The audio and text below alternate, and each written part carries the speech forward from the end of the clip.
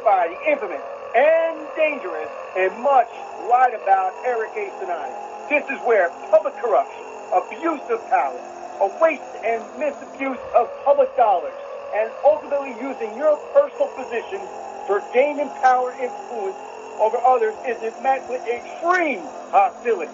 Otherwise, everyone else is welcome. Welcome to the Hostile Zone. To the Hostile Zone. Welcome, welcome. You're on the Hostile Zone. You're with Eric Andrew Cinotti. Eric A. Cinotti. Right here. Who? Eric Cinotti. Eric Cinotti right here on your FM dial 99.9 FM. KKTC. True Country. True America. True Cinotti, baby. True Cinotti. Thank you for another wonderful night in your home. We want to thank you because we really do enjoy coming to your home on a nightly basis, including the reruns. I understand that they run us 7 days a week. That's awesome. On KKTC. Oh, I'm here accompanied by on-air vocalist and talent extraordinaire, Miss Bianca Sea, S-E-A, like the ocean. Thank you, Bianca Sea. That's me. You know when you're going to do that, you got to be up within 3 inches I of am. Bianca Sea, that's me. There you go. We have to teach her about her new mic. That it's. No, I had like a little dirty mic for a second. We have a much better mic here. I was thinking of the dirty mic. Dirty mic is gone. We have a much better high-end mic.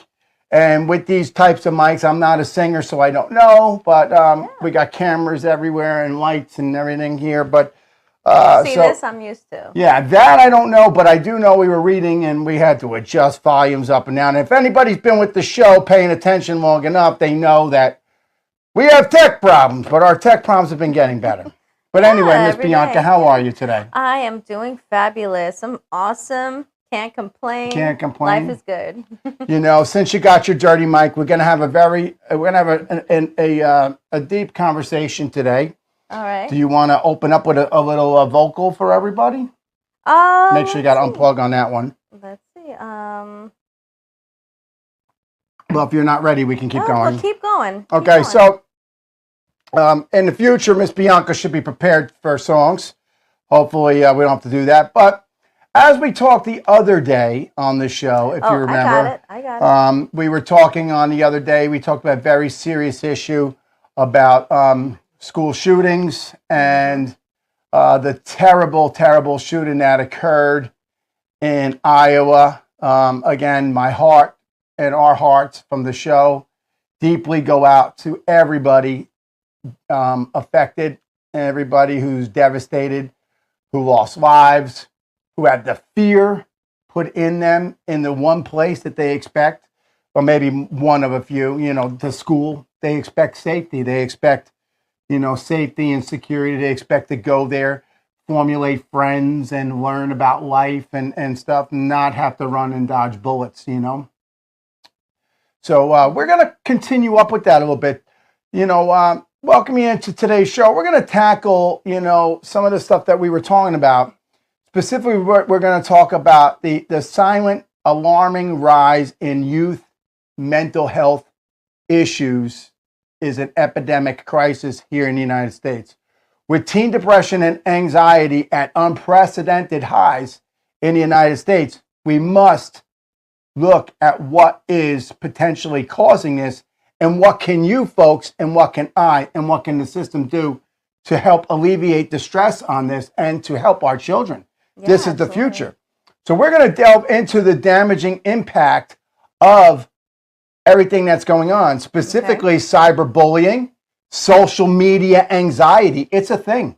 Social media anxiety is a thing. We knew cyberbullying is a thing, but it's actually social media anxiety. And we're going to discuss it in today's show a little bit further. Yeah, but definitely. The digital age is breeding isolationism. Children who are isolated from everybody, from not just their friends, but isolation even from their family pet, from their family. They are in their rooms 24 hours a day, or they got their phone in their face, or they're in a game console, and whatever. So this technological age of digital, and we've been talking a lot about AI. AI is not so much related to this, but Right.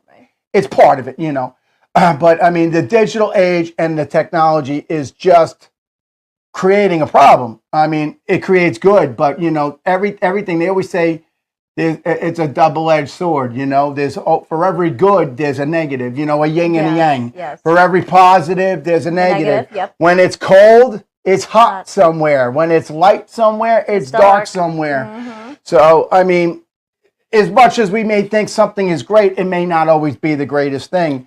But we're breeding isolationism. I mean, and these are young kids. So when you're thinking about breeding isolationism, you're thinking about taking that to the next level and the next level as they get older. And what are the schools doing with that? And we're going to get into that a little bit more. But we're going to talk about the relentless work in this country for family values. Good old sitting down and having dinner together at 5 or 6 o'clock at night, like a family, not on the couch, not a leftover TV dinner, but a meal with your family at the same time every day, and everybody comes together at that experience. That is something that this country has strived for, and that is something that we're failing on. I know. But a lot of people are failing on that. That is so impossible nowadays because now both parents work. We're going to get into that. Yeah. Additionally, we're going to explore the links between mental health crisis and the increasingly number of school shootings and school violence and youth crime, juvenile justice around the world, around the country, and suicide. I mean, it's terrible. This is a crucial conversation, and somebody has to have it. And here on the Hostile Zone, we pull back that curtain, and we're going to expose who's who, who's what, and what they're not doing. And what they're not doing with your money and my money and the tax money should be doing something about this. Now, ladies and gentlemen, the ticker on the bottom of the screen here, if you're watching, you can reach us at Facebook, Instagram, Patreon, Rumble, YouTube, all of them, LinkedIn. You can get us on your local TV provider based on where you might be. And, of course, if you're listening on your FM dial 99.9. We're on iHeart. We're on every single Facebook, Instagram, YouTube, LinkedIn, and your favorite Patreon, platforms, Rumble, like iTunes, Patreon, Amazon, Odyssey, Audible, etc. Yep. So your money for no good, but they should be doing something good. And we're going to talk about some of these issues today, and I'm going to bring up some additional statistics and whatnot. But Miss Bianca, what song did you want to start the show off? Knowing the topic that we're in for the day, I hope it's an appropriate song. Well, you know what? Never enough. Whoa, you can hit that one high. Let me unplug. Remember, we tune the volume, but you got to be close and go for it. I'm plugging out. Yeah. Let's see. This is quite a song, ladies and gentlemen. So get your volume ready. I'm out. Unplug this. Yours.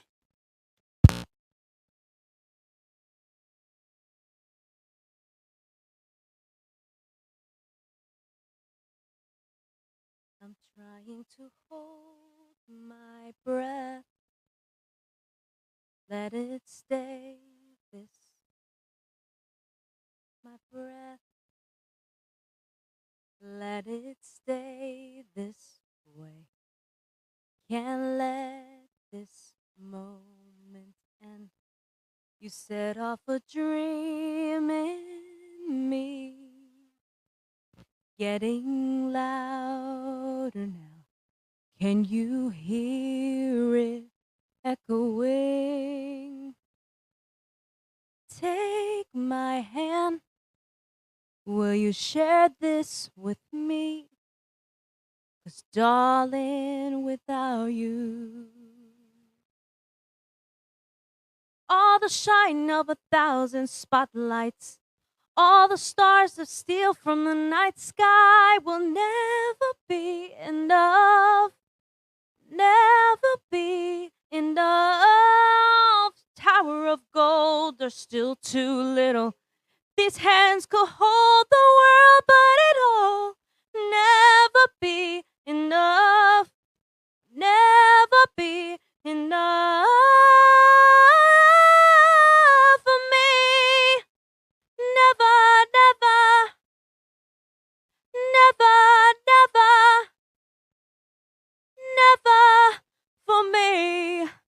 For me, yeah, never enough, never, never, never enough, never, never, never enough for me, for me, for me. All the shine of 1,000 spotlights, all the stars we steal from the night sky will never be enough. Never be enough. Tower of gold are still too little. These hands could hold the world, but it'll never be enough. Never be enough for me. Never, never, never, never, never enough for me, for me, for never enough, never, never, never enough, never, never, never enough for me, for me, for me.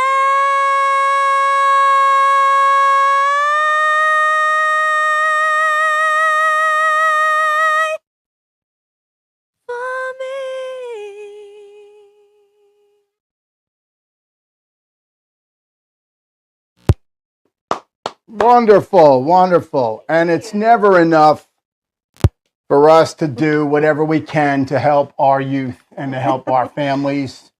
And that was a very appropriate song.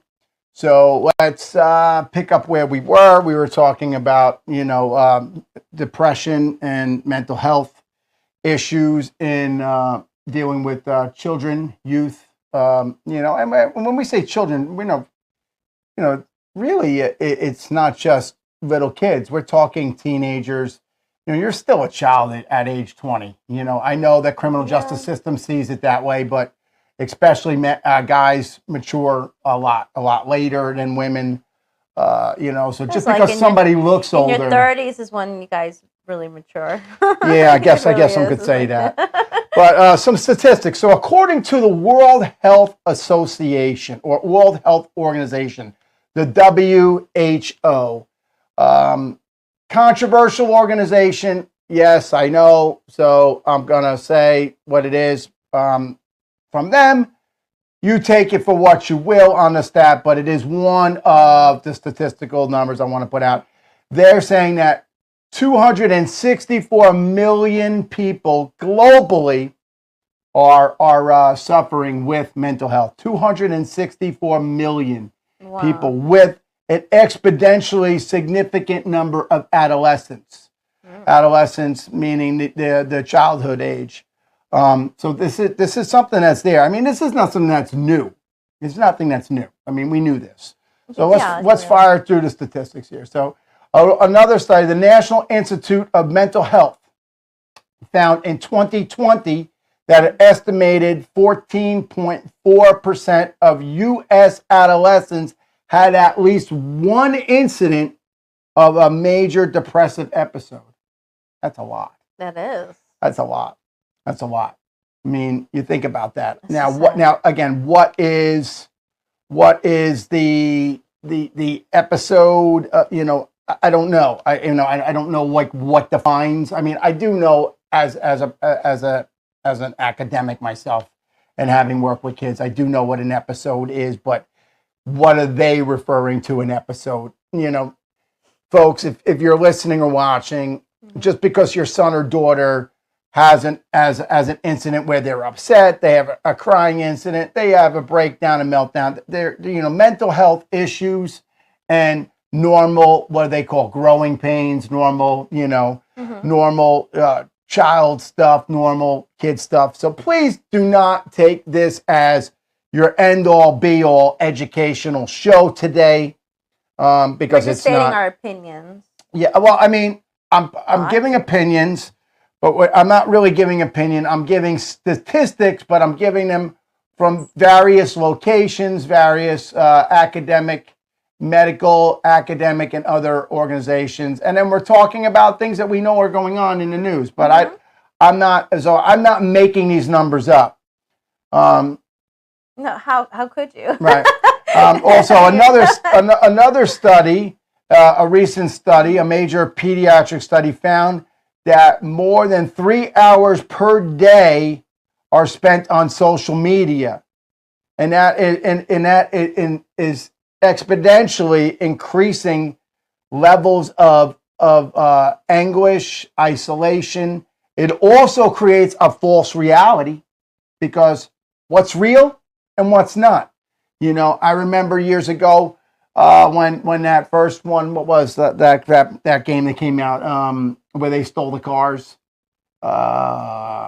God. No, the PlayStation. Yeah, it was a game, car theft or whatever, Grand Theft Auto. Grand Theft Auto, yeah. You know, and then people would, you know, I remember, you know, people used like to be against it because they're like, oh, it was so realistic. right. It was so, and you know what, they went and they, you know, you can get out of the car and beat people up, and you could beat taxi cab drivers up, and it was insane. And shooting everybody. Right, you could just shoot people. I don't even know what that has to do with driving a car. I mean, you know, it's not.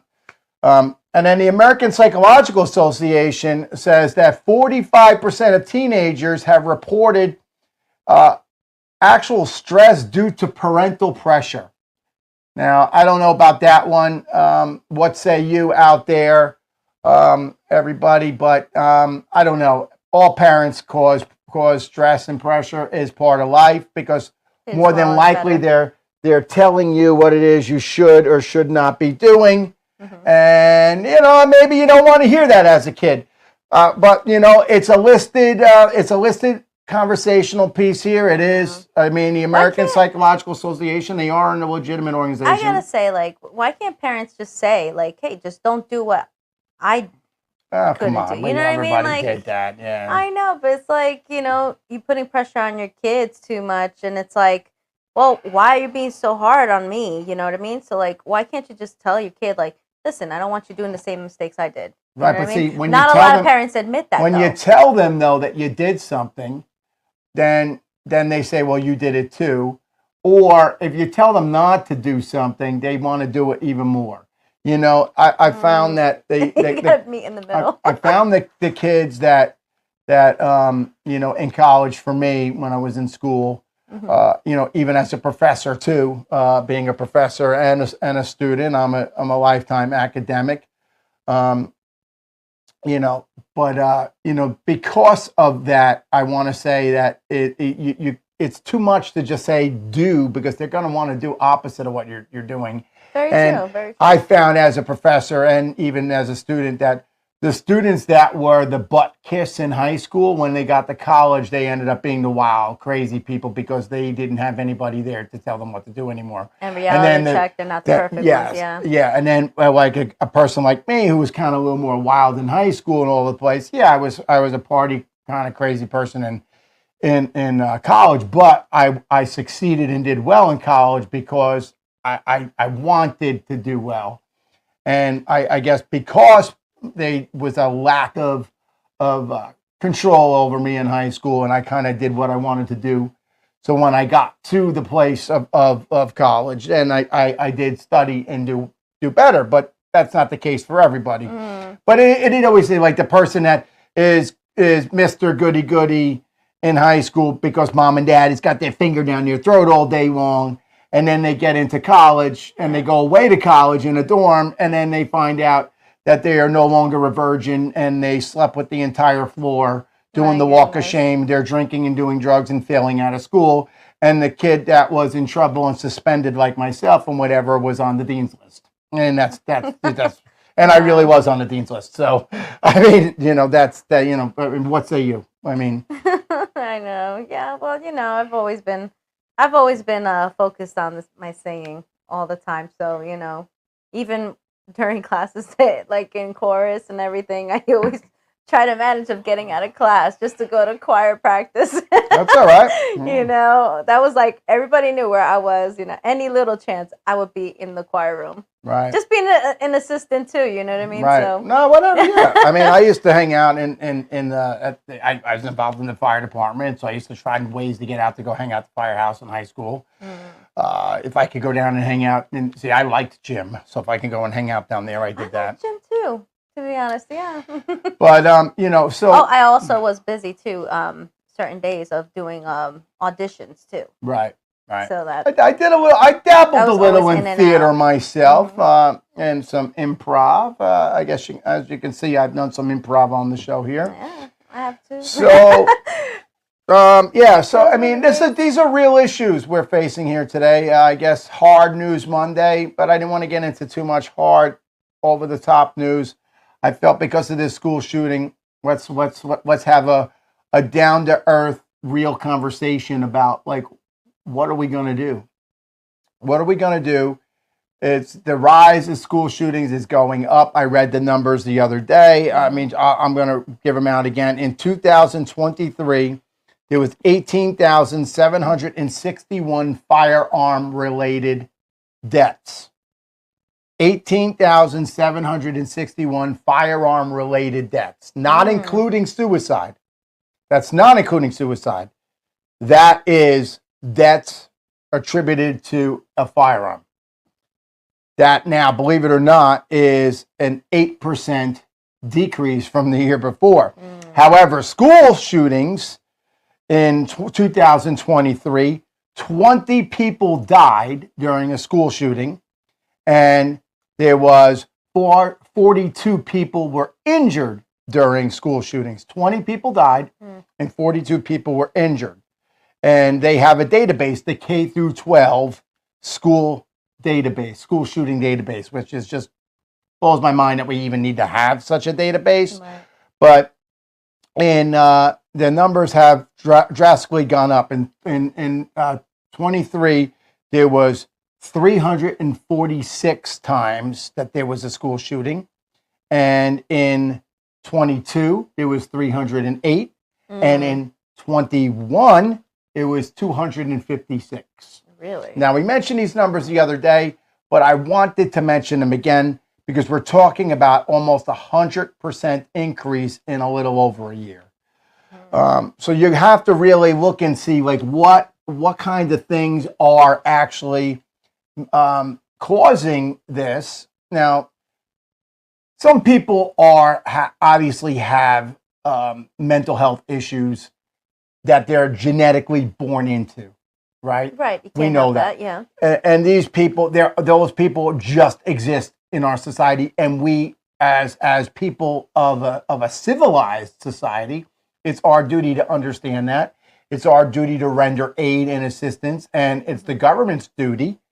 The government's job, folks, is to fund this with your tax dollars, is to fund whatever treatment, prevention, and education programs that they can to prevent it from happening, to educate people about it, and to help people who have now suffered from it. But the digital age is obviously an increased stressor in this particular area, as you can see from the numbers I mentioned in another show and again today, but we also have to look at what's going on in the home life besides the technological age of what the kids are messing with games and computers. But what about the never-ending work day? What and this is people have been talking a lot about quiet quitting and things, right? Quiet quitting and but here's the thing: remote work is a great thing, but now you're taking your work life into your home, your kitchen table. What we were talking about, that special place, the kitchen table, that special place you're supposed to have that bonding moment every night at desk. 5 or 6 is now a desk, right? Or how about the advancement? We all have smartphones. You're getting emails at 8 o'clock at night, 10 o'clock at night. Your phone's going off. They're calling you.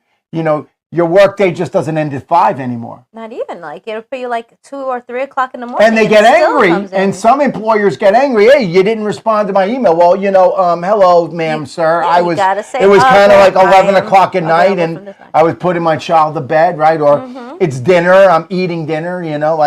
But these are issues. And then you know what? What do you do when you're boss? Then you're now as a parent. What about a single parent, right? The breakdown of the family environment. And if you watch my column, I have my daily column on BBS Talk Radio. Oh, if you want to reach out, it's on the ticker. It's The Hostile Zone at bbstalkradio.com. The Hostile Zone at bbstalkradio.com, or Eric at ericandrewcinotti.com. Pay attention. Every day I have my daily column. You can check it out on BBS Talk Radio. It'll be available. You get it on Google News or wherever you get all your good news stuff. I have my daily column, and I've been discussing the child welfare system. And the next one you'll be seeing is a scathing report on the failing child protective and child welfare system in North Carolina specifically.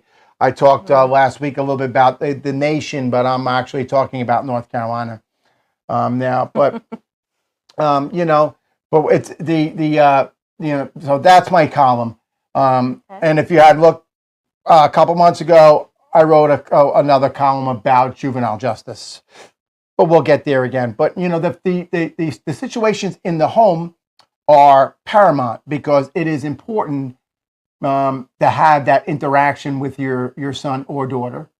It's like a lot of people say in sociology and psychology, nature versus nurture. Have you ever heard of that before? I did. But explain where does that come from? I'm going to explain it. It is a sociological, but I guess if you're a psychologist, you'll say it's a psychological theory, but I believe it's a sociological theory. And it's basically where what creates the person, what creates the man, right? Let's just say, and I'm saying the man in general. What creates the man? Is it the nurturing that the parents provided, the nurturing that the schools provide, the nurturing that the church may have provided, or where they say it takes a community to raise, right? A village to raise, right? Yeah. So that's the nurturing. Or is it nature? Is it that you are naturally born and your brain is pre-designed and it's just set on, it's on auto drive? You are going to be a serial killer. You are going to be a type A personality. You're going to be, antisocial behavior. You're going to be psychotic, whatever it could be. Yeah. Or you're gonna, or is that based on God's will, on the biological sense? That's nature versus nurture. Nature is the biological, the God sense, the biological sense, the sense that your chromosomes, your DNA, and your foundation that you're born with into this world is what's going to create you. Or is it the relationship you have with your family and others, the nurturing? I myself am one that I believe may be a combination of both. I think so, yeah. Because I can't imagine having like one or the other. It depends on where you direct that person. But here's the thing, and you're very right. But when you have a situation like that, you're not everybody is going to be fixable. You know what I mean? Right. There are some people that can't help everybody. There are some, for instance, Jeffrey Dahmer. If anybody doesn't remember, Jeffrey Dahmer was a famous serial killer. He's since been dead. He was going to be executed, but they found it among themselves in the prison that he was in to execute him before the government did. But he was a homosexual, and he had a very bad sickness where he would take men, younger men, boy age, and have sexual relations with them, but he would mutilate their bodies. One instance, he drilled a hole into a guy's head, drilled a hole with a drill, and then he filled it he filled that hole with Drano. Crazy. No sponsorship for the show on Drano. I remember him saying like he did that because he didn't want to kill them. He just wanted them to control them. Yes, he just wanted them to be around. But the reason I brought him up, because I'm not, I by any means, I'm not saying anything he did was good. But the reason I mention it is because I watched a lot of interviews with him, and he knew he had a problem, and he tried to not have the problem. And there is not really much recorded information about the relationship with the family. He wanted to be caught. He was happy when he was caught. He interviewed and explained it. He explained why he did the things he did, and he explained he didn't like doing them. So, yeah, there's an example of he had nature and nurture, and the guy recognized, but nature was too strong to overcome. That's where I'm going. Nature was too strong. I feel bad for the father because the father blames himself of teaching him how to hunt the roadkill stuff. And right. And it depends on where you live. I mean, so listen, if you live in a place don't do that with your children about experimenting. Well, no, I mean, unfortunately, we don't have R-Dub with us today because he's doing some editing. But he'll tell you where he's from. Everybody does. They go hunting and whatever. And you know what? I had an awkward situation. One time I was shopping at a grocery store. I'm not going to name it or where Please don't. Yeah, please don't. But all of a sudden, like, I was shopping with the kitty litter, right? He's like, oh, yeah. The cashier person was saying, oh, I have cats too, but, we can't keep them all. So, like, me and my dad, we snapped their necks. No way. And I'm like, why would they do that? He said that. Yeah, I'm like, him? What? No, I was in shock. Did you report her? How old was he? He was young. And I was like, it's so awkward. Like, what would you do if a person was talking to you like that? Well, firstly, I mean, why would you be snapping the necks? And I was like, I couldn't wait to get out of there. He's a cat. Because if I said something, he knows that he told me. So what if I reported, got him following? Yeah, exactly. I didn't want him to stalk me or anything. Follow you to your car, right? Exactly. So like, I feel bad for those cats, whatever. But like, it's out of nowhere talking to a person like that. No. Like, it was crazy. It's definitely an odd situation by any means. Yeah. I mean, I don't know. I can't make this stuff up. No, you can't make this stuff up. You can't make it up. It's almost like it's a cat, Yeah, and they say it starts off with the cat. It always starts off with that, but it's just that people want cats, and there's literally there's places to bring them, and there's no kill shelters.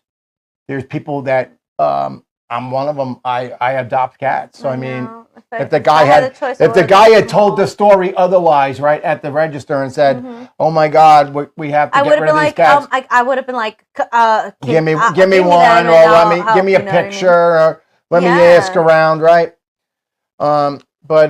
Anyway, so I think that the home life. So it's not so much what the children or the youth are seeing on their video games, but it's also what the parents have. And how about the parents are now sucked in with remote work, or whether it be even let's say they do work in the office, but when they get home, they're still having to follow up on emails because they're checking their emails, or they're following up on some garbage they have to do for a meeting tomorrow, or whatever it might be. It could be anything. But I mean, the fact is that the parents then are now putting themselves in a spot that they are overworked. And now, not only do they not have the time maybe to put into their children, but they are mentally stressed. Because, and let's not even go down the single parent world, which we know the breakdown of the family. We know that divorce ends at almost 70%. All marriages end in divorce. Almost 70% of them do. 67% or so, or roughly thereof, end in divorce. So you're talking about, then you have single parent households. So now the parent is overworked. They are being bombarded with information 24 hours a day. the overload of information, they are stressed and they have to manage a household, and now they have to deal with their son or daughter, which they have to do. This is what their job is to do. Yeah. And we're not alleviating that and saying, we're not saying that they shouldn't. Don't get me wrong, folks. Don't bot and troll me. I'm not saying poor mom and dad, they can't do it, or poor single mom, poor single dad. No, you are in this situation. You decided to have a child, and that's okay. That is your right to have a child. But it is your duty to protect that child. Right. But you also have a part of that duty of protecting that child is to provide for that child, and that job provides for that child. Right. So where do you draw the line? You know, Such where a border, like it's a gray area. Things are like merging together, you know, and it's just like it's over the top. And then is there enough funding in the schools to provide for additional counseling? Now, I know we had talked on a recent show, but I know we did. I'm just trying to remember. But they would say, "Oh, go to the guidance counselor." Yeah, and I'm trying to say But there's so much that a guidance counselor can do because they're not specialized so much with the degree of what they could do. Right. Well, they're a counselor. They're just there to listen, but they can't really give you. Well, you should have a school psychiatrist, psychologist. I think they should have more. Well, they do. But how much are they utilizing? It's expensive. They have to have it. The child study team.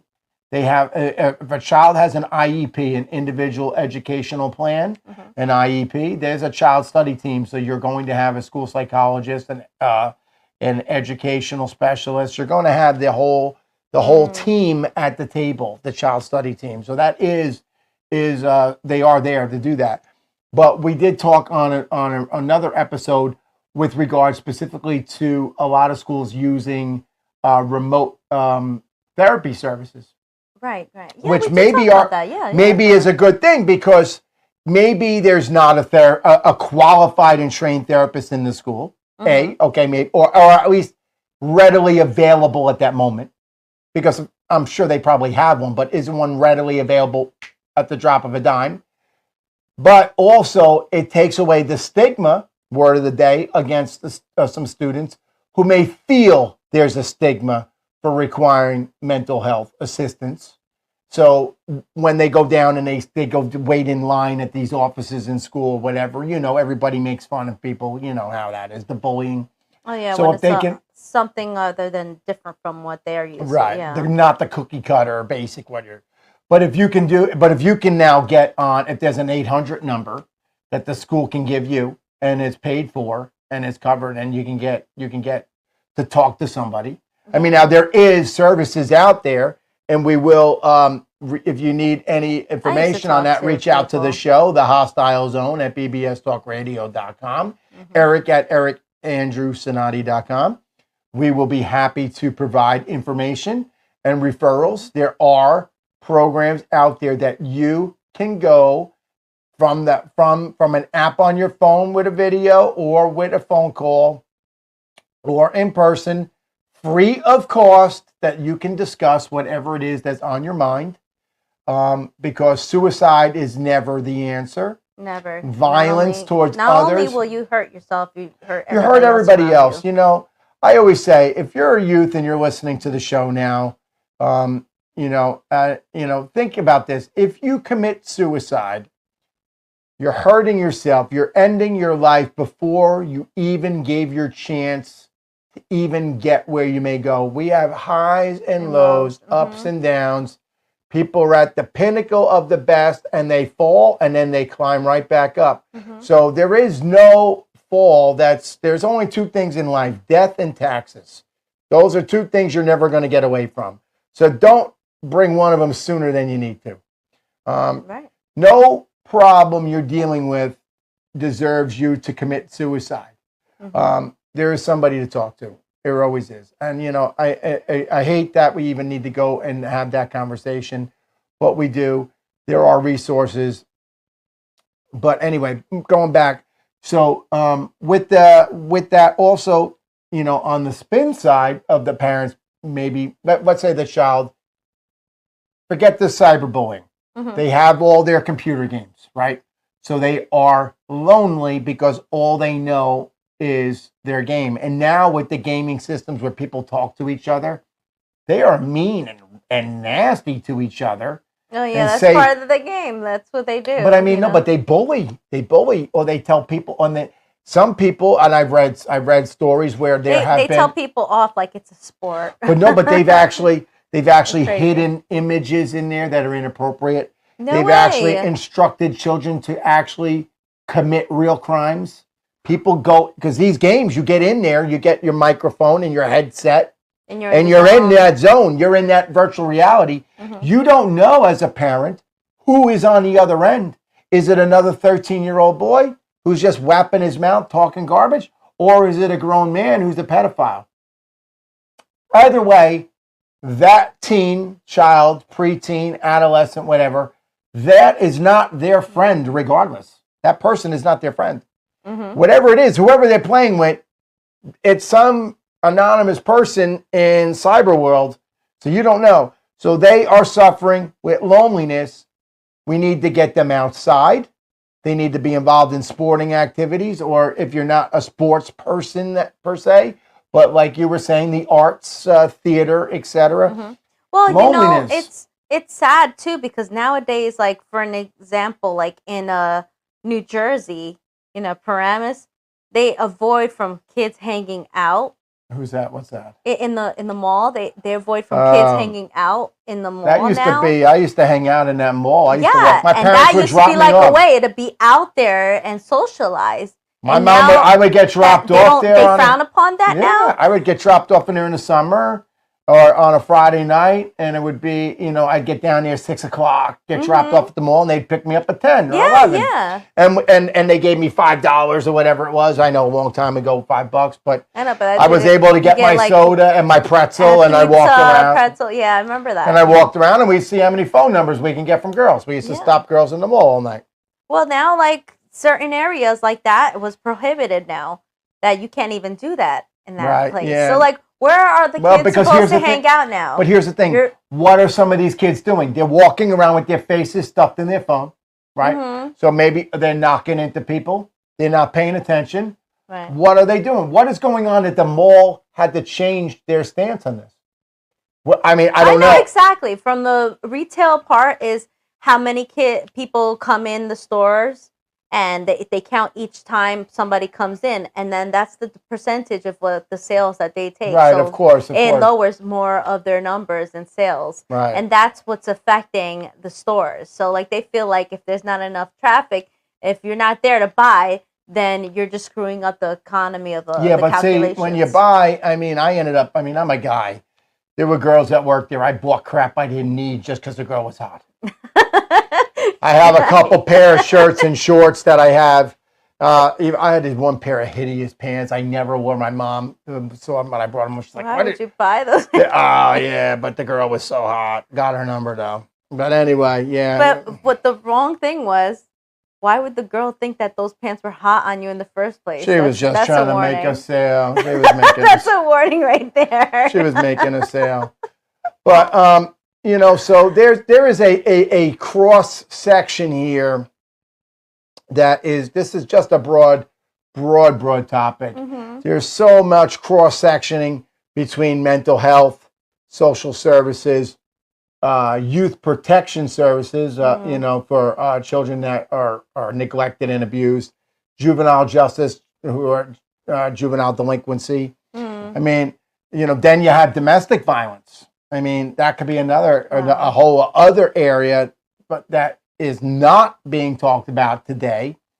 But who's to say that that's not happening? And then the son or daughter is experiencing abuse from themselves. Maybe they're being abused from a parent, or they're being abused from somebody else, sexually, physically, or the loneliness thing, or how about they're witnessing a family member abuse another family member, and they feel helpless, and then then their way of taking control of a situation is one of these terrible events that are happening. Oh, right.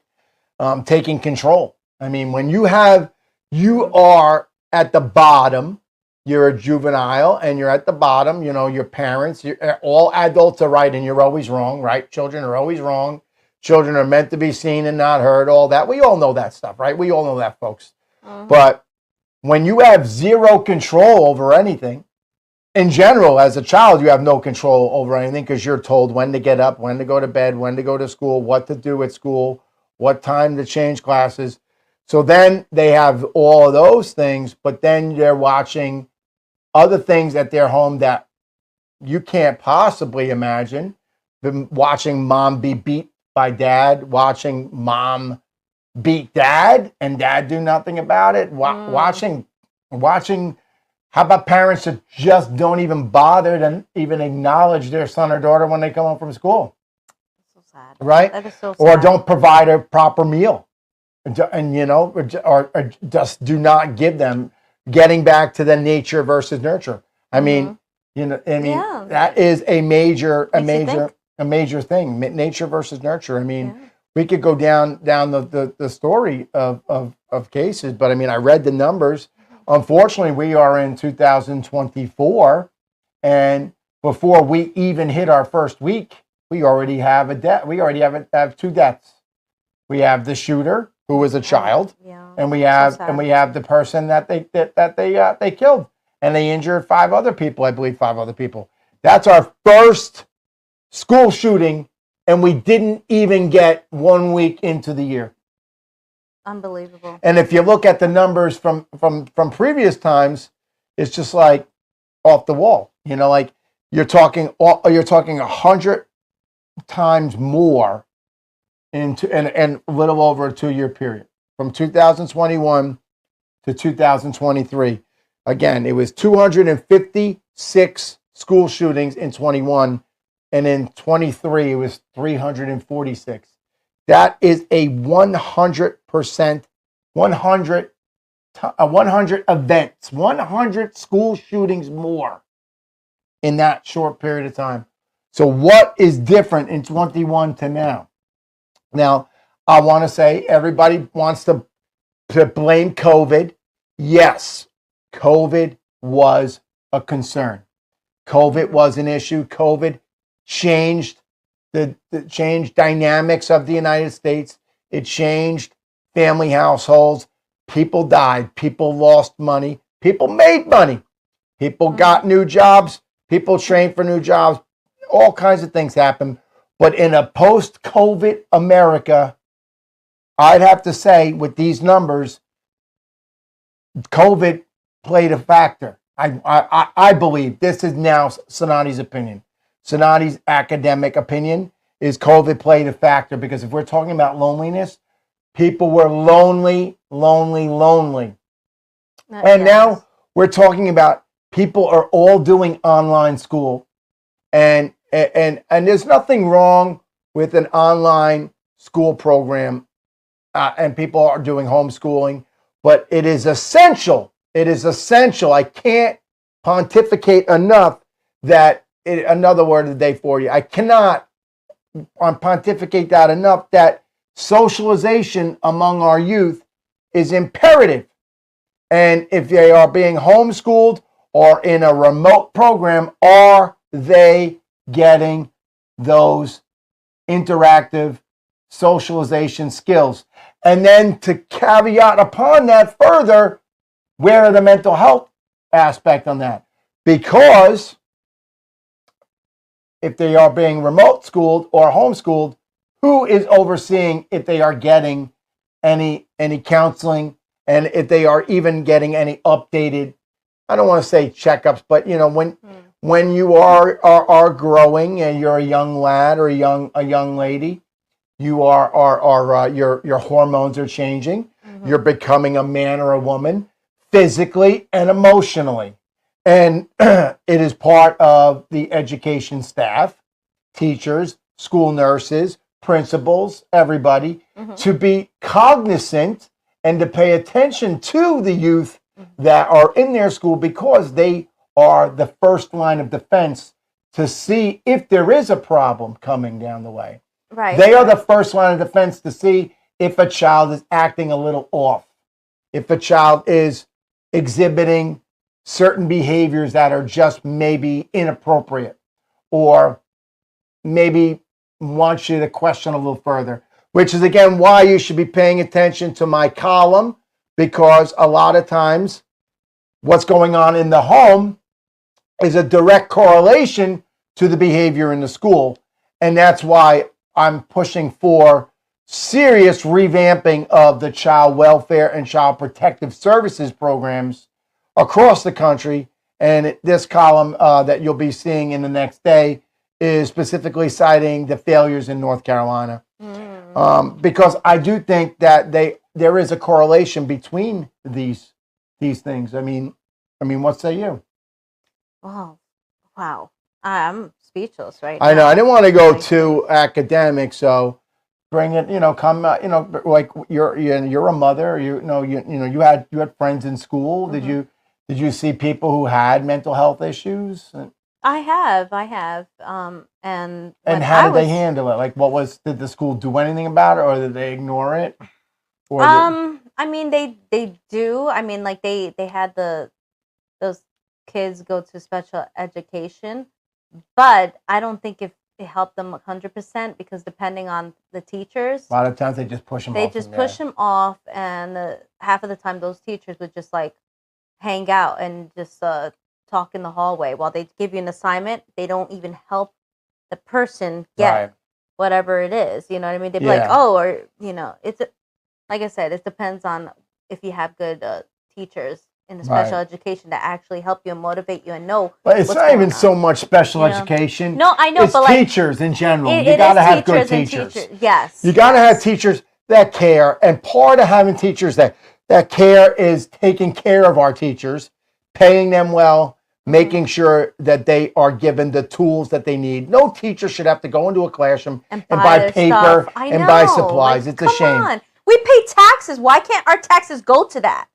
Because there's somebody, and we can do an expose on that. When there's a superintendent of schools or other high administrators making hundreds of thousands of dollars a year in their position, doing God knows what their position actually really does, but the actual frontline worker, the teacher, is barely getting by, and they are educated. They went to school. They got their license to teach.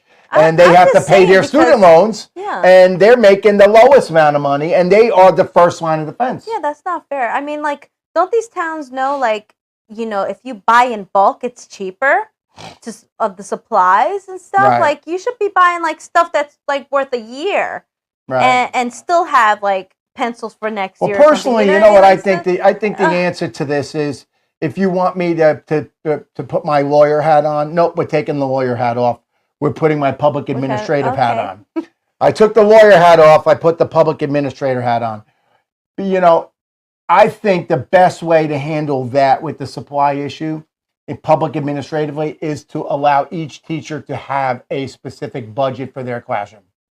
So you have a petty cash. You go to petty cash, literally in the principal's office. There's a box with a key, and there's cash in there. And there's $500, and they can replace that money as they get it from the district. But the teacher comes in and says, and each teacher has a budget, and they come in and say, here's a receipt. I needed to buy 15 packages of cardboard of construction paper because I want to do this project.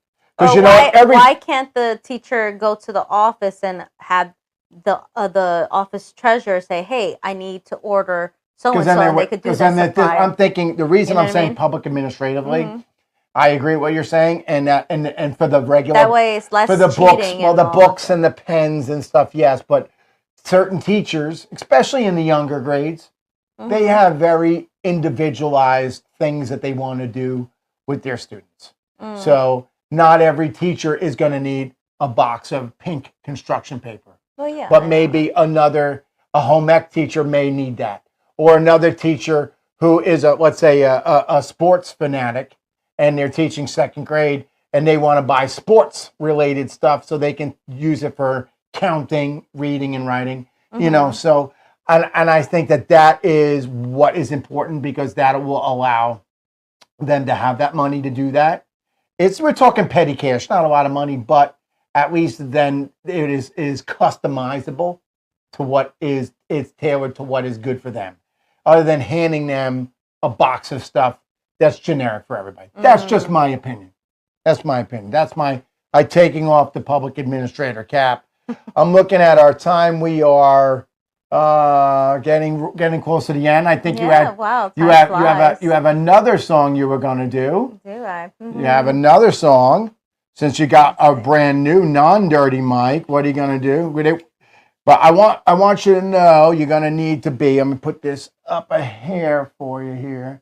Actually, we're just going to do that. Let me know when you're about to go so I can unplug. Yeah, keep on going. So, before Miss Bianca gets into this song, she's going to give you another lovely rendition of something special. I don't know what it is.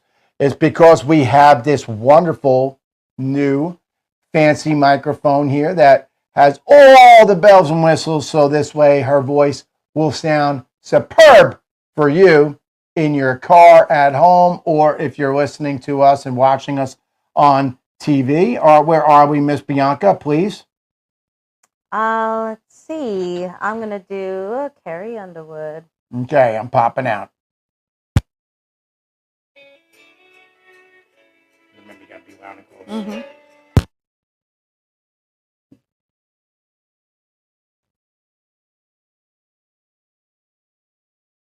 She was driving last Friday on her way to Cincinnati on a snow-white Christmas Eve.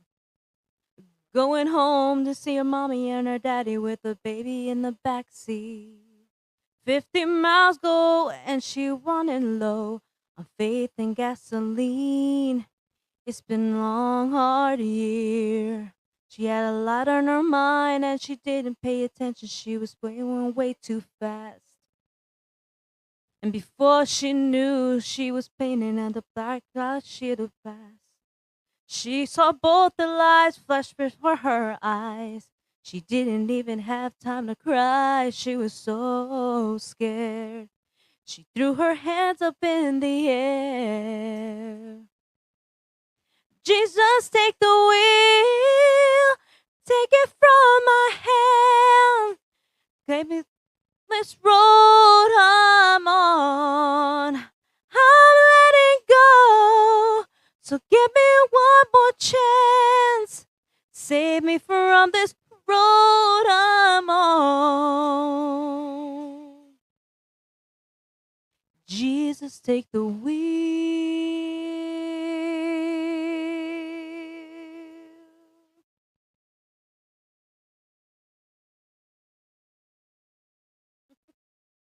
I hope you liked it. Back in. With that, we're going to get ready to close out. So keep that mic ready to go there. Okay. You're going to be there. You don't even need to plug back in. Talk into that. All right. So we have done yet another day here on the Hostile Zone. 99.9 KKTC. True country. True America. And who else? True Cinotti. That's right. True Cinotti. Coming back at you tomorrow. Check out my daily column, BBS Talk Radio. My news column will be out every day. My column will be out. More information on my books moving forward. Miss Bianca, sing that lovely American patriotic song of yours. All right. Oh, say, can you see by the dawn's early light what so proudly we hailed at the twilight's last gleaming, whose broad stripes and bright stars through the perilous flight o'er the ramparts we watched were so gallantly streaming.